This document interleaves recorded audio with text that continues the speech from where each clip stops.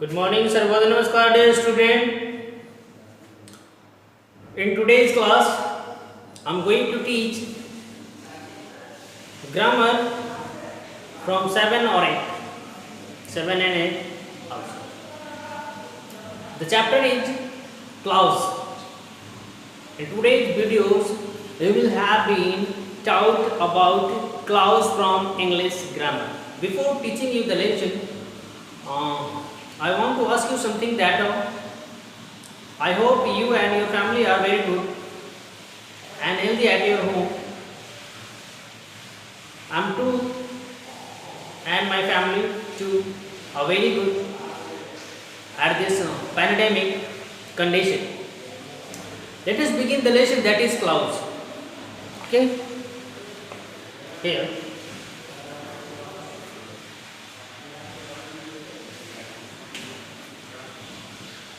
Clouds आपको पढ़ना है cloud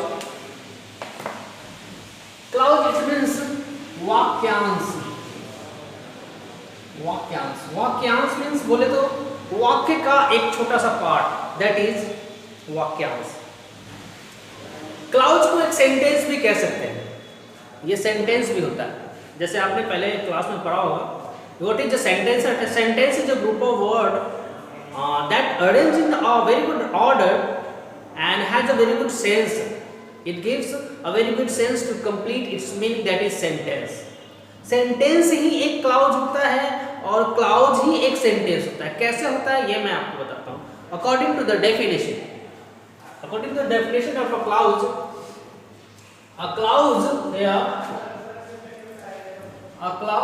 is a group of words that has a subject and a predicate. Clause शब्दों का एक ऐसा समूह है जिसमें एक सब्जेक्ट हो और एक प्रेडिकेट हो, दैट इज कॉल्ड क्लाउज. अब आपके दिमाग में कहीं क्वेश्चन आ रहा होगा what is a subject and what is a predicate. आपने प्रीवियस क्लास में ही पढ़ा होगा what is a subject. Subject it means बोले तो the part of the sentence that used to say something और डू समथिंग. मतलब सब्जेक्ट सेंटेंस का वह पार्ट होता है जो कुछ कहने का या कुछ करने का काम करता है. मतलब सेंटेंस का फर्स्ट पार्ट एग्जांपल के तौर पर मैं बता दूं ही इज अ बॉय. ये सेंटेंस आप देख रहे हैं बोर्ड पे. ये जो है सेंटेंस का सबसे पहला पार्ट ये आपका है सब्जेक्ट. क्या है? सब्जेक्ट. और बाकी जो रेस्ट बच गए हैं माय डियर इसको बोलते हैं प्रेडिकेट. राइट? क्लियर? मतलब ये मेरा है कि एक क्लाउज एक शब्दों का समूह होता है जिसमें एक सब्जेक्ट भी होता है और एक प्रेडिकेट भी होता है, दैट इज क्लाउज. अब बात आती है कि क्लाउज के कितने पार्ट होते हैं. My dear, there are two main kinds of a clause. Major kinds of a clause is only two. कितने होते हैं? यहाँ पे बता. कितने होते हैं? एक होते हैं मेन क्लाउज या भी बोलते हैं इसको principal clause. Okay. Main clause, principal clause या इंडिपेंडेंट क्लाउज भी इसको कहते हैं. एक ही चीज को तीन नामों से जाना जाए तो फर्स्ट, सेकेंड, थर्ड. ये मैं नंबर नहीं लिख रहा हूं एक्चुअली, लेकिन ये तीनों का तीनों सेम है. आप किसी भी नाम से बुला सकते हैं इसको. इसके बाद इसकी बात करें तो इसमें माय डियर होता है dependent clause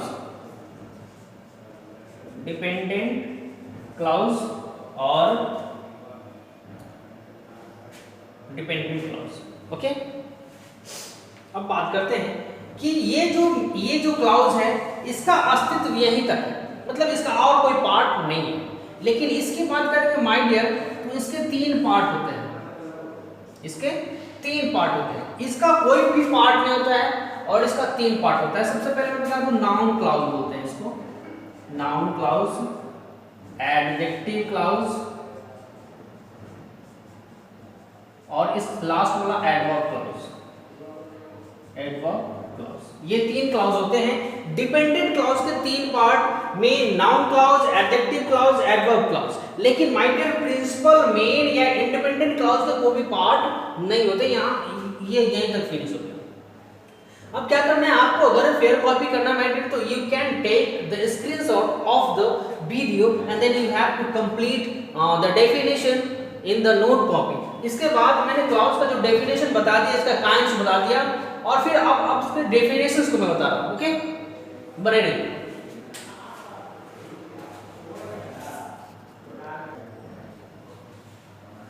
Now we can see the definition of principal and main clause on the board. According to the definition, principal clause says that the clause that have a finite verb and complete its meaning by itself. मतलब वैसा clause जिसमें एक finite verb हो और वो पूरा sentence अपना meaning खुद से देता हो, उसको अपना मीनिंग देने के लिए किसी दूसरे पे डिपेंड होना नहीं पड़े, that is principal clause, main clause और इंडिपेंडेंट क्लाउज। ओके, यहां आप देख सकते हैं 2 एग्जांपल्स हमने लिखे हैं। I sang a song, I sang a song. यहां आपको सब्जेक्ट नजर आ रहा है, ये पार्ट जो है सेंटेंस का वो सब्जेक्ट है, और बाकी का माय डियर ये जो पार्ट है वो क्या है, प्रेडिकेट। आपने अभी पढ़ा था थोड़ा देर पहले। मतलब एक सेंटेंस हो जिसमें एक सब्जेक्ट हो और एक प्रेडिकेट हो और एक फिनाइट वर्ब हो। फिनाइट वर्ब की बात करें तो फिनाइट वर्ब वैसा वर्ब जो अपने आप को सेंटेंस के अकॉर्डिंग, अपने आप को सेंटेंस के अकॉर्डिंग, अपने आप को सब्जेक्ट के अकॉर्डिंग चेंज कर लेता है, दैट इज फाइनाइट वर्ब। आप देख सकते हैं यहाँ पे लिखा हुआ है सैंग, जिसका रूट वर्ड होता है सिंग। यहाँ रूट वर्ड होता है सिंग, लेकिन ये सिंग नहीं यूज होके क्या हुआ, यूज सैंग। मतलब ये क्या किया, अपने आप को चेंज कर लिया है अकॉर्डिंग टू सब्जेक्ट और अकॉर्डिंग टू टेंस। ये आपका फिनाइट वर्ब भी हो गया, मतलब आपको सब्जेक्ट भी दिख गया, फाइनाइट वर्ब भी दिख गया और प्रेडिकेट भी दिख गया, और इसका पूरा का पूरा मीनिंग भी आपको समझ में आ रहा है कि मैंने एक गाना गाया। तो वैसा सेंटेंस जिसमें एक सब्जेक्ट हो, एक फिनाइट वर्ब हो और एक प्रेडिकेट हो और उसका पूरा मीनिंग समझ में आए, that is called principal clause, right. यहाँ दूसरे सेंटेंस में आप देख सकते हैं यहाँ पे सब्जेक्ट है, यहाँ फिनाइट वर्ब है और यहाँ ये आपका टोटल का टोटल प्रेडिकेट भी है, राइट। सब्जेक्ट भी है, फाइनाइट वर्ब भी है और प्रेडिकेट भी है, and it is giving also a very good meaning that can understand. इसकी मीनिंग भी हमें समझ में आ रही है, that is why it's belongs to principal clause, right. दूसरी तरफ इसका देखेंगे सबऑर्डिनेट क्लॉज या dependent clause, both are same. Subject subordinate कह लीजिए या फिर डिपेंडेंट कह लीजिए, बोथ आर सेम। अब इस क्लॉज का डेफिनेशन बता रहा है, there is no far difference, but ये कह रहा है यही अंतर है। आपने ऊपर वाले सेंटेंस में देखा कि एक क्लाउज के पास फिनाइट वर्ब होता है, यहाँ भी आप देख सकते हैं क्लाउज के पास एक फिनाइट वर्ब होता है, लेकिन ये खुद से अपना मीनिंग सेंटेंस मीनिंगफुल बनाता है। लेकिन ये जो आपका सबऑर्डिनेट क्लाउज है और प्रिंसिपल क्लाउज है वो अपना मीनिंग खुद नहीं बनाता है। लिखा हुआ है don't make a complete sense on its own, वो अपने आप में इनकम्प्लीट होता है। सबऑर्डिनेट क्लॉज की बात कर ले या फिर डिपेंडेंट क्लॉज की बात कर ले, माय डियर ये अपने आप में इंडिपेंडेंट होते हैं, अपने आप में इनकम्प्लीट होते हैं, इसके खुद की कोई मीनिंग नहीं होती है। इसको खुद की मीनिंग देने के लिए किसी दूसरे सेंटेंस की जरूरत पड़ती है। तो वैसा सेंटेंस जिसको खुद की मीनिंग देने के लिए दूसरे सेंटेंस की जरूरत पड़े, that is dependent, that is subordinate, right. अब यहाँ आप एग्जांपल देख सकते हैं, यहाँ पे लिखा हुआ है I like music, I like music। अब आप इस सेंटेंस की बात कर ले माय डियर, तो यहाँ आपका सब्जेक्ट है, यहाँ आपका फिनाइट वर्ब है और यहाँ ये वाला पार्ट आपका क्या है, प्रेडिकेट भी है। मतलब जो सेंटेंस में सब्जेक्ट हो, फिनाइट वर्ब हो, प्रेडिकेट हो और उसकी पूरी मीनिंग समझ में आ रही है, that is principal clause, okay, that is principal clause. मैं म्यूजिक पसंद करता हूँ, कंप्लीट है या नहीं, बोलिए, कंप्लीट है, वेरी गुड। इसलिए मैंने इसको कहा प्रिंसिपल क्लॉज। लेकिन इसके दूसरे पार्ट की बात कर लेते हैं, यहाँ पे सेंटेंस देख लें, ये क्वेश्चन वर्ड से स्टार्ट होता है, इसको मिटा देते हैं के लिए, हमने इसको इरेज कर दिया, राइट। अब ये जो पार्ट बचा हुआ लिखा हो which is composed bye A R Rahman और लास्ट में माय डियर फुल स्टॉप है। क्या है? फुल स्टॉप मतलब, और स्टार्टिंग है यहाँ पे देख रहे हैं आप क्वेश्चन वर्ड, तो क्वेश्चन वर्ड से ये सेंटेंस स्टार्ट हो रहा है और फुल स्टॉप से ये एंड कर रहा है, मतलब ना ये क्वेश्चन है और ना ये सेंटेंस है। नॉट ओनली स्टेटमेंट और क्वेश्चन और इंट्रोगेटिव सेंटेंस, मतलब ये इंट्रोगेटिव सेंटेंस भी नहीं है और ये नॉर्मल सा स्टेटमेंट भी नहीं है। अगर नॉर्मल सा स्टेटमेंट होता तो विच से क्वेश्चन वर्ड से स्टार्ट नहीं होता, अगर क्वेश्चन वर्ड से स्टार्ट होता तो फिर यहाँ पे क्वेश्चन मार्क होता, तब ये कंप्लीट सेंटेंस होता। लेकिन फुल स्टॉप होने की वजह से ये कंप्लीट सेंटेंस नहीं, ये पूछ रहा है अभी भी कि कौन सी गाना, कौन सा, which is composed bye A R Rahman, A R Rahman के द्वारा कौन सा कंपोज किया गया, कौन सा कंपोज किया, ये क्वेश्चन अभी भी कर रहा है और ये अपने आप में मीनिंग भी नहीं दे रहा। तो आप देख रहे हैं कि यहाँ जो इसकी डेफिनेशन दी गई है वो बताता है कि उस क्लाउज जिसमें एक फिनाइट वर्ब हो, ये फिनाइट वर्ब है आपका, राइट, ठीक है, फिनाइट वर्ब है ये आपका, लेकिन ये खुद में मीनिंग नहीं दे रहा है, ये बता ही नहीं रहा है, ये अपना मीनिंग खुद दे रहा है? नहीं दे रहा है। इसको अपना मीनिंग देने के लिए यहाँ वाले सेंटेंस की जरूरत होती है जो हमने इरेज कर दिया, यहाँ पे लिख दिया हमने आई लाइक म्यूजिक। अब इस पूरे सेंटेंस को पढ़ेंगे तो आपको पूरा मीनिंग समझ में आएगा। I like music which is composed bye A R Rahman, मैं उस म्यूजिक को पसंद करता हूँ जो ए आर रहमान ने कंपोज किया है। अब इस विच का मीनिंग आपको समझ में आ रही है, इसके बगैर इसका कोई मीनिंग नहीं था, तो ये अपने आप में कंप्लीट है और ये अपने आप में इनकम्प्लीट है। इसको अपना मीनिंग देने के लिए इस सेंटेंस की जरूरत हो रही है। इट मींस वैसा सेंटेंस जिसमें एक फिनाइट वर्ब हो और उसको अपना मीनिंग देने के लिए प्रिंसिपल क्लॉज की जरूरत होती है, that is subordinate my dear. Subordinate कहते हैं या फिर डिपेंडेंट क्लॉज कह रहे हैं। आपको डिफरेंस समझ में आ गया होगा उम्मीद करते हैं प्रिंसिपल क्लॉज का और सबऑर्डिनेट क्लॉज का। और भी एग्जांपल्स के द्वारा इसको और भी क्लियर करते हैं। पहले मैं जरा बोर्ड के इरेज कर लूं, वेट करेंगे थोड़ा सा।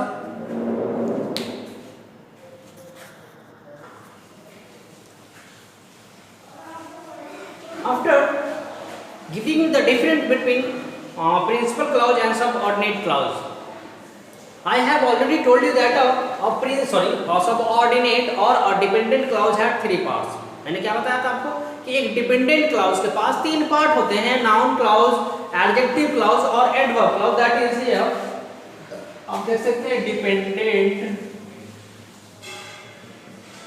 क्लाउज, इसके माय डियर तीन पार्ट होते हैं, इसके तीन पार्ट। एक बार मैंने बताया था नाउन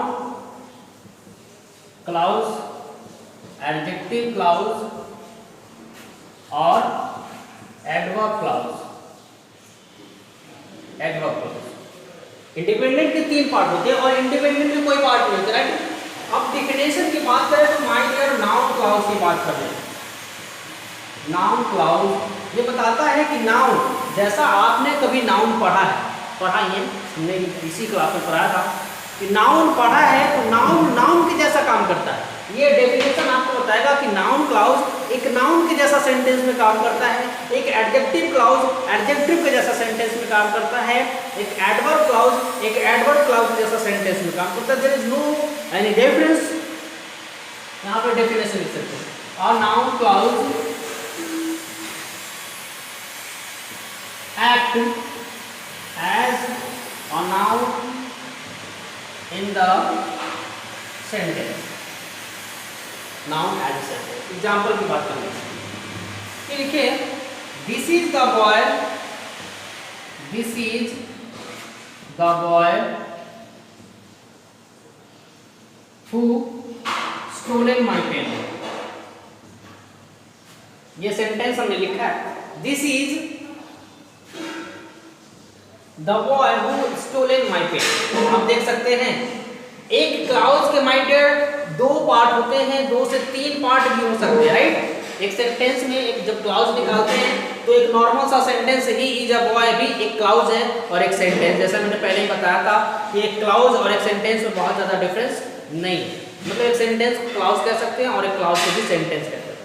और बात आती है क्लाउज में एक या एक से दो या दो से तीन पार्ट भी हो सकते हैं, जैसा आप यहाँ देख सकते हैं। तो सबसे पहले माय डियर क्या करेंगे, इसमें से हमें निकालना होता है प्रिंसिपल क्लाउज और सबऑर्डिनेट क्लाउज। सबसे पहला काम मेरा मेरा ये है कि प्रिंसिपल क्लॉज को निकालना है। Principal clause according to the definition आपने पढ़ा कि एक प्रिंसिपल क्लॉज जिसका एक कंप्लीट मीनिंग हो, उसमें एक सब्जेक्ट हो, उसमें एक प्रेडिकेट हो और उसमें एक फिनाइट वर्ब हो, राइट। तो वैसा सेंटेंस हम यहाँ से कहीं से भी निकाल लेंगे, कहीं से भी निकाल लेंगे। तो यहाँ पे this boy stolen my pen, this boy stolen my pen, इसको निकाल लिए। This boy stolen my pen, ये एक कंप्लीट सेंटेंस निकल गया। मतलब ये आपका होगा क्या, principal clause.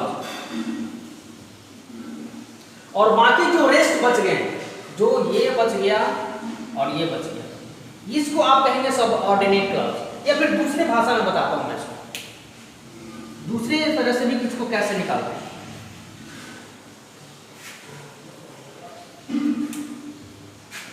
This is the who, या कैसे। अब इसमें से दूसरा प्रिंसिपल भी निकाल सकते हैं आप, क्या, the boy stolen my pen, इसको भी आप लिख सकते हो, बॉय स्टोलन माई पेन, ये प्रिंसिपल क्लॉज निकल गया। और जो बाकी रेस्ट बच गया माय डियर, ये रेस्ट बचा हुआ है और ये रेस्ट बचा हुआ है, सबऑर्डिनेट हो गया, राइट।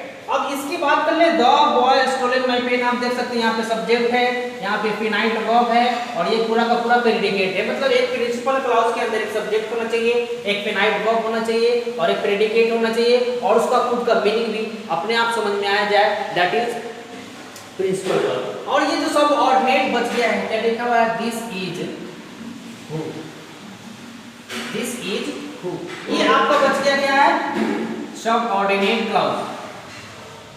अब माय डियर, सबऑर्डिनेट क्लॉज में तीन पार्ट आपने पढ़ा, नाउन, एडजेक्टिव और एडवर्ब। अगर आपसे क्वेश्चन कर दिया जाए कि ये अगर सबऑर्डिनेट क्लॉज है तो सबऑर्डिनेट के तीन पार्ट है, उनमें से ये कौन सा, तो आप आएंगे यहाँ पे, यहाँ हु, ये आपका क्लॉज है, क्लियर हो रहा है।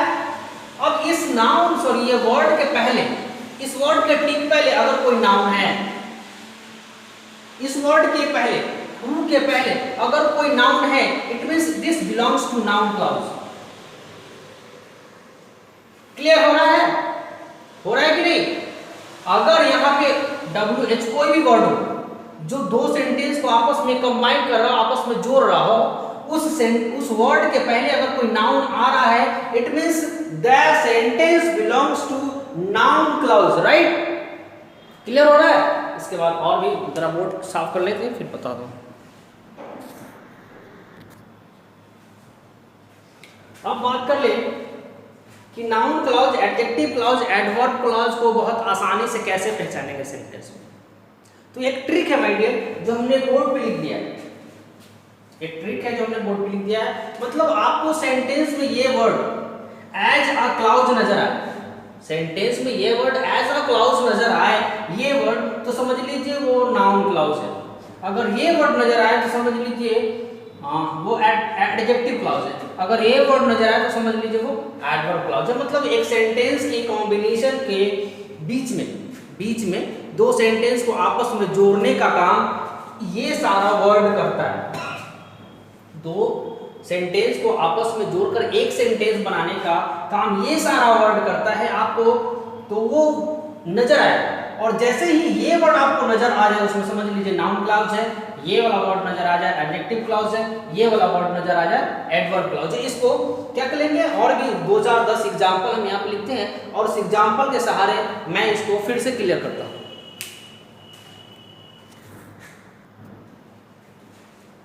I have written some examples on the board. You can see over the board, and I am going to elaborate you how you can find clauses in this sentence. Be focused.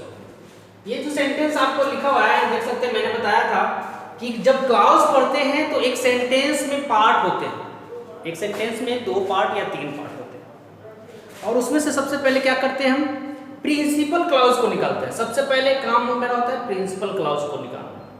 तो principal clause निकालते हैं। Principal clause means a sentence जिसमें एक subject हो और एक predicate हो और उसमें एक फाइनाइट हो और वो अपना खुद का मीनिंग देता हो, दैट इज प्रिंसिपल। वो प्रिंसिपल क्लॉज निकालते हैं। यहाँ पे लिखते हैं इसको बना सकते हैं आई फॉरगेट, मैं भूल गया, ठीक है, बात समझ रहे हैं? मैं भूल गया, ये कंप्लीट मीनिंग है। या फिर अगर आप इसको नहीं दे सकते तो आप इसको भी दे सकते हैं, यू हैड आस्क्ड मी, तुमने मुझे कुछ पूछा था। कोई भी एक ले लेंगे, मान लिया हमने ये वाला ले लिया, ये आपका हो गया प्रिंसिपल क्लाउज,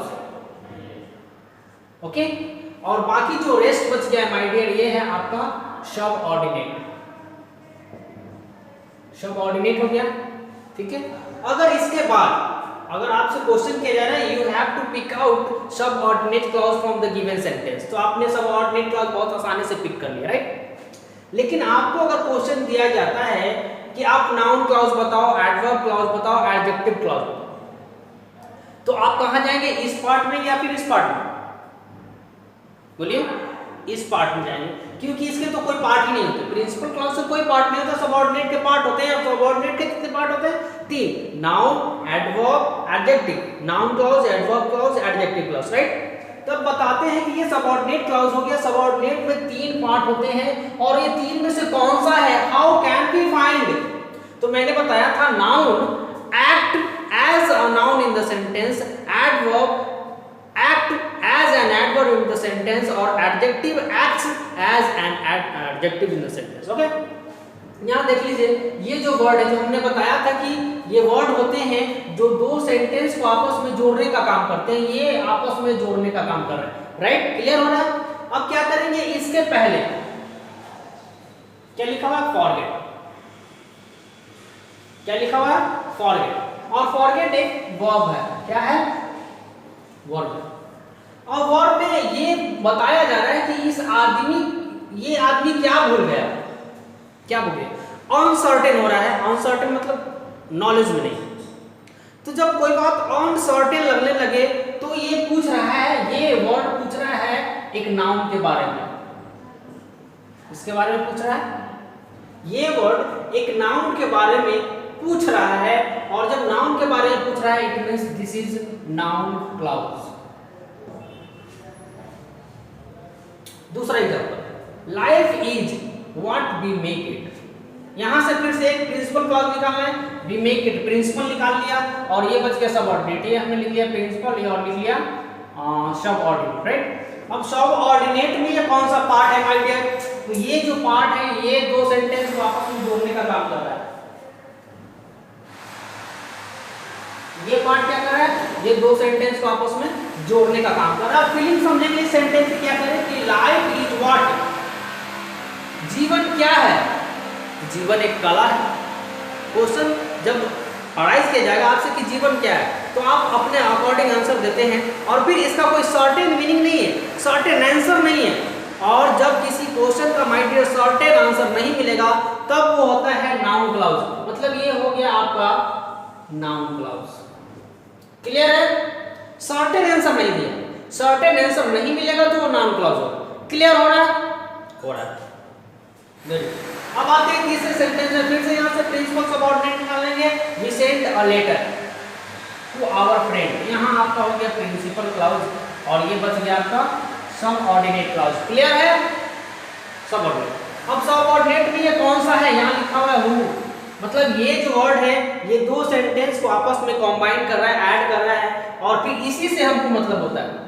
अब इस वर्ड के पहले देखें या बाद में देखें, वर्ड के बाद में देखेंगे या पहले देखेंगे। ये जो वर्ड है पूछ रहा है कौन, क्या पूछ रहा है, कौन, तो जवाब मिलेगा फ्रेंड। जब जवाब मिल गया, जब जवाब नहीं मिल पाता था तो नाउन क्लॉज हो जाता था, और जब जवाब मिल गया है और उसमें भी एक नाउन है, तो ये हो गया आपका एडजेक्टिव क्लॉज।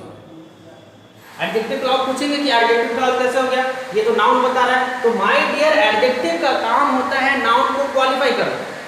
एडजेक्टिव का काम होता है नाउन को क्वालिफाई करना, और ये जो वर्ड है, ये इस नाउन को क्वालिफाई कर रहा है।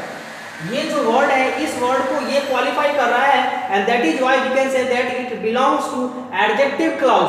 Adjective clause and at last adjective clause. समझ रहे हैं? ये उस फ्रेंड की बात कर रहा है जो विदेश में रहता है, उस फ्रेंड की बात कर रहा है जो विदेश में रहा है। मतलब इस फ्रेंड को ये वर्ड डिस्क्राइब कर रहा है, और डिस्क्राइबिंग वर्ड को एडजेक्टिव कहते हैं, और इस प्रकार ये हो गया आपका एडजेक्टिव क्लॉज।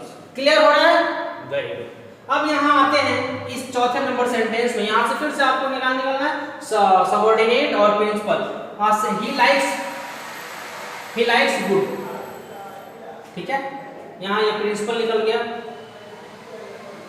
ये made, he likes goods made in China, ठीक है।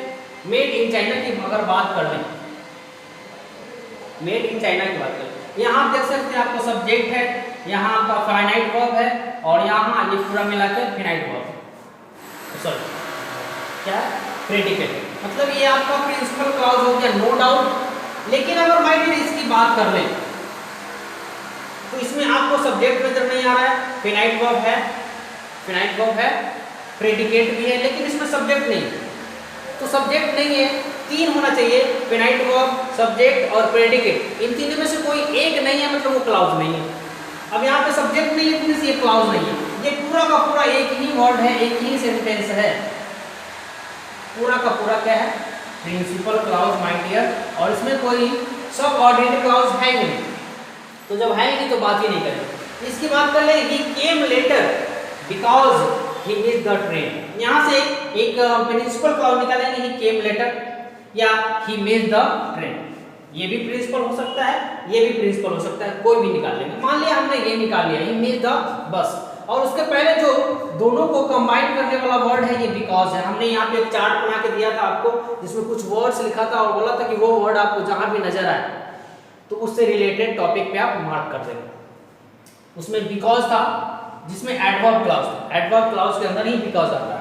तो बिकॉज मतलब पूछ रहा है कारण, पूछ रहा है क्या, कारण, और जब कारण पूछा जाता है तब वो एडवर्ब क्लॉज होता है।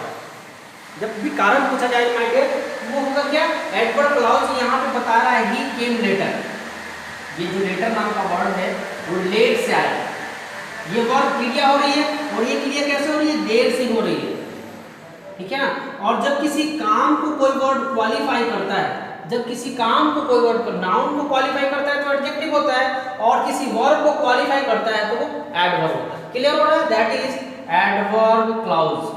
Okay, in the last sentence I walk up before my alarm clock, यहां से फिर से प्रिंसिपल क्लॉज निकाल लेंगे, आई वॉक अप प्रिंसिपल, और ये बच गया आपका सबऑर्डिनेट। सबऑर्डिनेट में कौन सा है, बिफोर, दोनों वर्ड को जोड़ा है, दोनों सेंटेंस को जोड़ा है बिफोर, और बिफोर मींस समय दिखा रहा है, समय क्या दिखा रहा है, समय, और समय माय डियर लिखा है adverb, adverb of time, adverb of frequency, adverb of manner, adverb of बहुत सारा काइंड होते हैं इसके 8-10, वो काइंड जब आप एडवर्ब वाला लेसन पढ़ेंगे या भी पढ़े होंगे तो आपको आइडिया होगा। एडवर्ब क्या करता है, किसी वर्ब को क्वालिफाई करता है, और इस वर्ब को क्वालिफाई किया जा रहा है, इस वर्ब को क्वालिफाई किया जा रहा है इसके द्वारा, that is why this is adverb clause. Right, clear हो रहा है। अब आप क्या करेंगे माय डियर, इसको ऑब्जर्व करने के बाद, इसको एक बार में समझ नहीं है, दूसरा बार भी वीडियो देख सकते हैं, और ऑब्जर्व करने के बाद आपके बुक जो चल रहे हैं ग्रामर के, उसमें क्लॉज वाले लेसन में जाएंगे, और इससे रिलेटेड जो आपको एक्सरसाइजेज वहां पे दिया हुआ है, वो exercises by self, yourself you have to do, you have to complete in the book. Okay, फिर मिलेंगे अगले क्लास में, अगले वीडियो में। Good bye, stay safe.